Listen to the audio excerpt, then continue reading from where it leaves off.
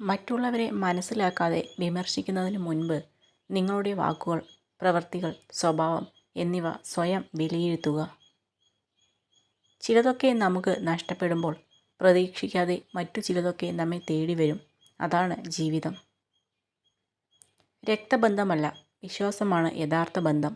വിശ്വാസമുണ്ടെങ്കിൽ അപരിചിതർ പോലും നമുക്ക് വേണ്ടപ്പെട്ടവരാകും. വിശ്വാസമില്ലെങ്കിൽ സ്വന്തങ്ങൾ പോലും അന്യരാകും. സന്തോഷം എന്നത് ഒരു സ്ഥലമല്ല, ഒരു പ്രക്രിയയാണ്. സന്തോഷമായി തുടരാൻ ശരിയായ മനോഭാവം ആവശ്യമാണ്.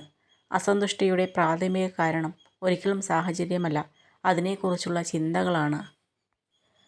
നിങ്ങളുടെ മനസ്സ് ഒരു കാന്തമാണ്.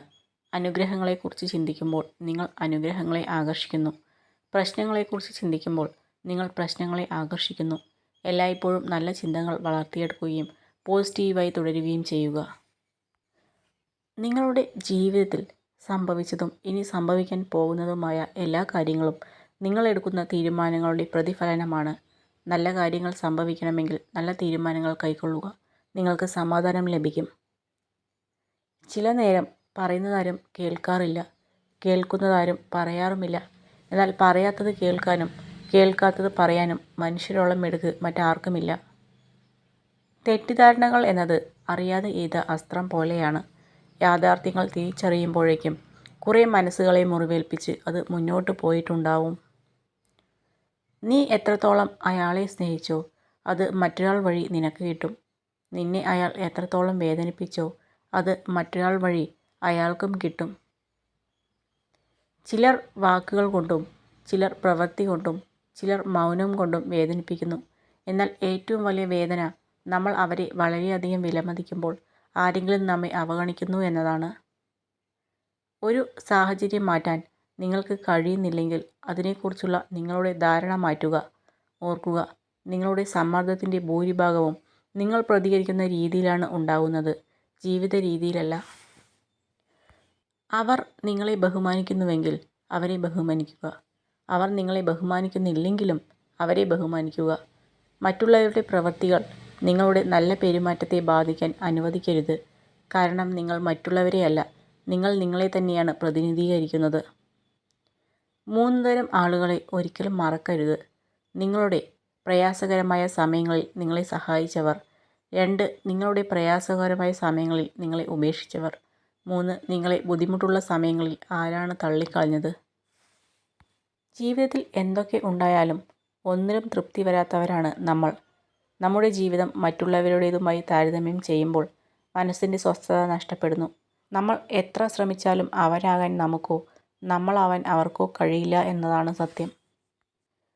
നിങ്ങൾ സ്നേഹിക്കുന്ന ഒരാളോട് നിങ്ങൾക്ക് ദേഷ്യം വരുമ്പോൾ നിങ്ങൾ പറയുന്നത് ശ്രദ്ധിക്കുക. കാരണം നിങ്ങളുടെ മനസ്സ് ദേഷ്യപ്പെടുമെങ്കിലും നിങ്ങളുടെ ഹൃദയം ഇപ്പോഴും ശ്രദ്ധിക്കുന്നു.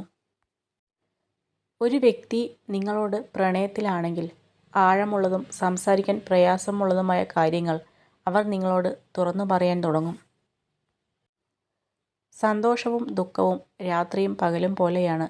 സന്തോഷത്തിൽ നിന്നും ദുഃഖത്തിലേക്കും ദുഃഖത്തിൽ നിന്ന് സന്തോഷത്തിലേക്കും ഒരുപാട് ദൂരമില്ല. എന്തെങ്കിലും പ്രശ്നങ്ങളും വിമർശനങ്ങളും ഉണ്ടാകുമ്പോൾ എല്ലാം തകർന്നു എന്ന ചിന്തയിൽ നിരാശപ്പെടരുത്. ഏറ്റവും അധികം ആഗ്രഹിക്കുന്ന ഒരു ലക്ഷ്യത്തിനായി നിങ്ങൾ പ്രവർത്തിക്കുകയാണെങ്കിൽ നിങ്ങൾക്ക് മറ്റാരുടെയും പ്രചോദനം ആവശ്യമില്ല. നിങ്ങളുടെ ലക്ഷ്യങ്ങൾ തന്നെ പ്രചോദനമായി മാറും.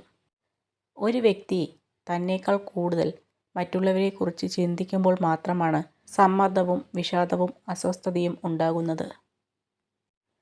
അവരുടെ പ്രവൃത്തികൾ കാരണം നിങ്ങൾ കരയുന്നത് കണ്ട് സംതൃപ്തി അടയാനുള്ള അവസരം ആർക്കും നൽകരുത്. ഒരു വ്യക്തിയോട് നമ്മൾ ക്ഷമിക്കുമ്പോൾ അയാൾ ചെയ്തതെല്ലാം മറന്നു എന്ന് അർത്ഥമില്ല.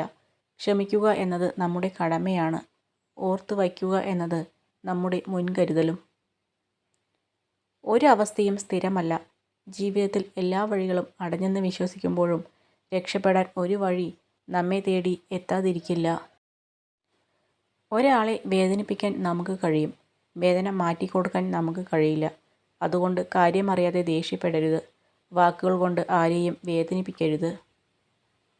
ഏതൊരു ബന്ധത്തിൻ്റെയും അടിത്തറ നമ്മൾ അവർക്ക് നൽകുന്ന പരിഗണനയാണ്. നമ്മളെ അവഗണിക്കുന്നവരെ എത്രയും വേഗം ഒഴിവാക്കണം. ഒരിക്കലും അവരുടെ പരിഗണനയ്ക്കായി നാം കാത്തു നിൽക്കരുത്. ചിന്തിക്കുന്നത് എല്ലാം പറയരുത്, എന്നാൽ പറയുന്നത് എല്ലാം ചിന്തിച്ചുകൊണ്ടാവണം. നമ്മൾ കാണുന്ന സ്വപ്നങ്ങൾ സാക്ഷാത്കരിക്കുവാൻ സമയം എടുക്കുന്നതിനാൽ ഒരിക്കലും അത് ഉപേക്ഷിക്കരുത്. സ്വപ്നം കാണാൻ സാധിക്കുന്നുണ്ടെങ്കിൽ അത് നേടുവാനും നിങ്ങൾക്ക് സാധിക്കും.